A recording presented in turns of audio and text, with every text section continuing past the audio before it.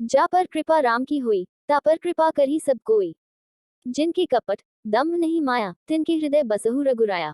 सनातन का अर्थ है जो शाश्वत हो, सदा के लिए सत्य हो, जिन बातों का शाश्वत महत्व हो, वही सनातन कही गई है। जैसे सत्य सनातन है, ईश्वर ही सत्य है, आत्मा ही सत्य है, मोक्ष भी सत्य है। सत्य के मार्ग को बताने वाला धर्म ही सनातन है। वह सत्य जो अनादिकाल से चला आ रहा है, जिसका कभी भी अंत नहीं होगा, वही सनातन या शाश्वत है। जिनका न प्रारंभ है, जिनका नाम अंत है, उस सत्य को ही सनातन कहते हैं। यही सनातन धर्म का सत्य है। ईश्वर के सर्वज्ञानी, सर्वव्यापी एवं सर्वशक्तिमान तत्व का प्रकट स्वरूप अर्थात संत सर्वज्ञ एवं सर्वशक्तिमान होते हैं, जिन्होंने प्रचंड साधना कर ईश्वर से एक रूपता साध्य कर ली है, उन्हें संत कहते हैं। बागेश्वर धाम बालाजी सरकार उन्हीं में से एक हैं, जो आज देश के युवा और चर्चित संतों में से एक हैं। निश्चित तौर पर भारत जिस तरह का देश है, यहाँ संतों के अद्भुत स्वरूप और उनके वाङ्मय की चर्चा निश्चित रूप से होती है। जो मध्य प्रदेश से संबंध रखते हैं, छतरपुर के समीप बागेश्वर धाम है, जिससे वे जुड़े हैं। बहुत ही कम समय में उनकी चर्चा न सिर्फ देश में बल्कि विदेश में भी होती है। धीरेन्द्र शास्त्री जी का जन्म 4 जुलाई 1996 को छतरपुर के पास स्थित गड़ागंज ग्राम में हुआ था। इनका पूरा परिवार आज भी उसी गड़ागंज में रहता है, जहां पर प्राचीन बागेश्वर धाम का मंदिर स्थित है। इनका पैतृक घर भी यहीं पर है। यही इनके दादाजी पंडित भगवान दास गर्ग सेतुलाल भी रहते थे। इनके दादाजी ने चित्रकूट के निर्मोही अखाड़े से दीक्षा प्राप्त की थी, जिसके बाद वे गड़ा गांव पहुंचे, जहां उन्होंने बागेश्वर धाम मंदिर का जीर्णोद्धार करवाया था। यहीं पर धीरेन्द्र कृष्ण के दादाजी भी दरबार लगाया करते थे। उन्होंने आश्रम संन्यास आश्रम ग्रहण कर लिया था। धीरेन्द्र महाराज के गड़ागंज वाले पैतृक घर में माता पिता व उनका एक छोटा भाई भी रहता है। इनके पिताजी का नाम रामकृपाल गर्ग था, जो नशे की आदी थे, जिस कारण वह ज्यादा कुछ करते नहीं थे। इनकी माताजी का नाम सरोज गर्ग है। धीरेन्द्र के छोटे भाई शालिग्राम गर्ग जी महाराज हैं, वह भी बालाजी बागेश्वर धाम को समर्पित हैं। धीरेन्द्र के पिताजी के कुछ न करने के कारण परिवार की आर्थिक स्थिति बहुत खराब थी। 3 दिन तक खाने का अभाव रहता था। जैसे तैसे गृहस्थी चला करती थी। रहने के लिए एक छोटा सा कच्चा मकान था, जो बरसात के दिनों में टपका करता था। इसे हनुमान जी का आशीर्वाद कहिए या फिर किस्मत का खेल। इतनी कम उम्र में धीरेन्द्र महाराज शानदार मुकाम और प्रसिद्धि हासिल की है। धीरेन्द्र कृष्ण जी ने अपनी प्रारंभिक शिक्षा गांव के ही सरकारी स्कूल से प्राप्त की। उन्होंने 8वीं तक की शिक्षा अपने गांव में ही ग्रहण की, जिसके बाद आगे की पढ़ाई के लिए उन्हें 5 किलोमीटर दूर गंज के स्कूल में जाना होता था।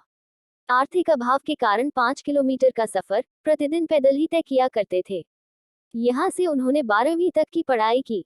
इसके बाद आगे की पढ़ाई के लिए उन्होंने कला संकाय से स्नातक में दाखिला लिया, लेकिन आर्थिक अभाव और धर्म में भक्ति और आस्था के कारण उन्होंने बीच में ही पढ़ाई छोड़ दी।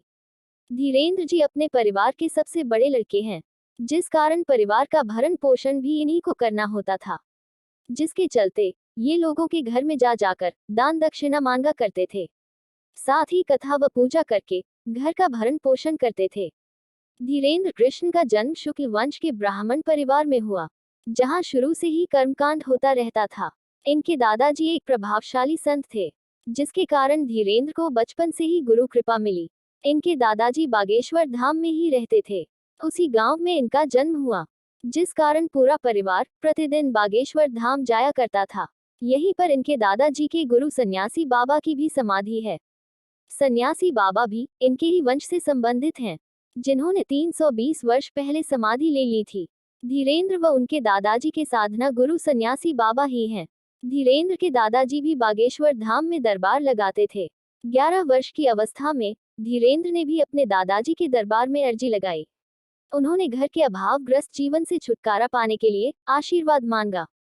तब इनके दादाजी ने धीरेन्द्र को अपना शिष्य बना लिया। फिर बागेश्वर धाम की सेवा करने का संकल्प दिलाया। धीरेन्द्र शास्त्री जी का मानना है कि उन्हें जो भी ज्ञान व अलौकिक शक्तियां प्राप्त हुई, वह सभी उनके दादाजी और सन्यासी बाबा की कृपा का ही परिणाम है। उनके दादाजी पहले से ही गृहस्थ आश्रम को छोड़कर संन्यास आश्रम में प्रवेश कर चुके थे। 2010 में इनके दादाजी सेतुलाल गर्ग ने काशी में अपने देह को त्याग दिया। छतरपुर जिले से मात्र 30 किलोमीटर दूर गंज के पास गड़ा गांव में श्री बागेश्वर धाम स्थित है। यहाँ पर लगभग 300 वर्ष पुराना हनुमान जी का मंदिर है। यहाँ की महिमा यह है कि जो भी श्रद्धालु सच्ची भक्ति भावना से अपनी समस्याओं को लेकर आता है, श्री राम जी की कृपा से हनुमान जी उसकी सभी मनोकामना को पूरा करते हैं, उनके सारे कष्ट को हर लेते हैं। इस मंदिर के पुजारी व प्रमुख श्री धीरेन्द्र कृष्ण शास्त्री को हनुमान जी की विशेष कृपा और सिद्धियां प्राप्त है। इस दरबार में आने वाला कोई भी व्यक्ति खाली हाथ और निराश होकर नहीं जाता। यहाँ पर अपने देश ही नहीं अपितु विदेशों से भी श्रद्धालु समस्याओं को लेकर आते हैं, जहाँ उनकी हर समस्या का समाधान 100% होता है। लोगों द्वारा ये भी ज्ञात हुआ है कि यहाँ पर हनुमान जी की अदालत लगती है, जहाँ पर हनुमान जी जज बनकर लोगों की पेशी लगाते हैं, उनका हर संभव इलाज किया जाता है। यहाँ पर कैंसर जैसी बीमारियों के साथ भूत प्रेत व ऊपरी बाधाओं के मरीजों के ठीक होने का दावा किया जाता है। बागेश्वर धाम की खासियत यह है कि यहाँ पर श्रद्धालुओं को अर्जी लगानी होती है। उनकी अर्जी स्वीकार होने पर बागेश्वर सरकार अर्थात धीरेन्द्र कृष्ण शास्त्री जी बिना उनसे बात किए उनकी समस्याओं को धाम के पर्चे पर उल्लेखित कर देते हैं। इसके पश्चात उस व्यक्ति से उसकी समस्याओं की जानकारी ली जाती है। उसके द्वारा बताई गई सभी समस्याएं पहले से ही पर्चे पर 100% अंकित होती है। इस बात की पड़ताल बड़े बड़े मीडिया चैनल व धर्म को न मानने वालों ने की, लेकिन अंत में उन्हें भी बागेश्वर धाम में होने वाले चमत्कारों के आगे नतमस्तक होना पड़ा। बागेश्वर धाम में होने वाले चमत्कारों को लेकर धीरेन्द्र कृष्ण शास्त्री जी का कहना है कि उस दिव्य आत्मा से जुड़ने के लिए ध्यान विधि योग का प्रयोग करते हैं, जिसे त्राटक भी कहा जाता है। साथ ही उन पर गुरु कृपा भी है, जिसके कारण उनके मन में एक ऊर्जा का संचार व अनुभव हो जाता है, जिसके माध्यम से वह सामने वाले व्यक्ति, यहाँ तक कि उनसे हजारों किलोमीटर दूर बैठे व्यक्ति की समस्याओं को भी जान लेते हैं, जिसमें उस व्यक्ति की समस्याओं के अतिरिक्त पारिवारिक जानकारी, उसका नाम व पता सभी कुछ पहले ही बता दिया जाता है। साथ ही उसका उपचार भी हो जाता है। बागेश्वर धाम पहुँचने पर श्रद्धालुओं को रजिस्ट्रेशन करवाना होता है, फिर यहीं से टोकन मिलता है। टोकन मिलने के बाद कुछ जानकारी देनी होती है, जिसमें श्रद्धालु का नाम, स्थान व मोबाइल नंबर होता है। रजिस्ट्रेशन करवाने के बाद फरियादी को बालाजी अर्थात हनुमान जी व महादेव शिव को अर्जी लगानी होती है। मंदिर परिसर में हजारों की संख्या में लाल व काले रंग की पोटली बंधी दिखती है। फरियादी को भी एक लाल रंग के कपड़े में नारियल बांधकर मन में अपनी समस्या को दोहराते हुए इस पोटली अर्थात अर्जी को बांधना होता है।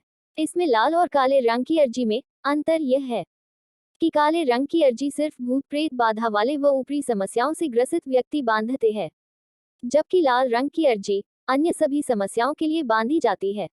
अर्जी बांधने की जगह पर ही महादेव और महाबली का मंदिर है, जहां अर्जी लगाने के बाद फरियादी 21 बार परिक्रमा करते हैं। इस दौरान मन में मुराद को लगातार दोहराया जाता है। ऐसी मान्यता है कि इस जगह पर धाम की सभी अलौकिक शक्तियां निवास करती हैं।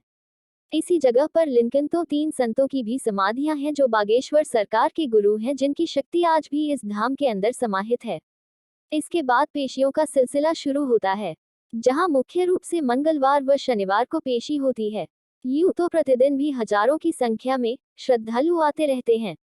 पंडित धीरेन्द्र शास्त्री जी के अनुसार जो विद्यार्थी प्रतिदिन माता पिता व गुरु को प्रणाम करता है, उसकी आयु बढ़ जाती है, उसकी विद्या बढ़ जाती है, उसका यश बढ़ जाता है, उसका बल बढ़ जाता है। दुख का झूला जितना पीछे तक जाएगा, सुख का झूला उतना आगे तक पहुंचेगा। जिंदगी में झूला जितना पीछे तक खींचा जाता है, वो उतना ही आगे तक जाता है। प्रत्येक व्यक्ति के जीवन में अभाव की बहुत आवश्यकता है। जब तक अभाव नहीं होगा, वो प्रभाव के महत्व को नहीं समझेगा, अभाव का जीवन नहीं समझेगा, सीधा प्रभाव प्राप्त हो जाएगा। तो अभावग्रस्त व्यक्ति भावनाओं को समझना बहुत कठिन है। जितना भजन अभाव में हो सकता है, उतना प्रभाव में नहीं।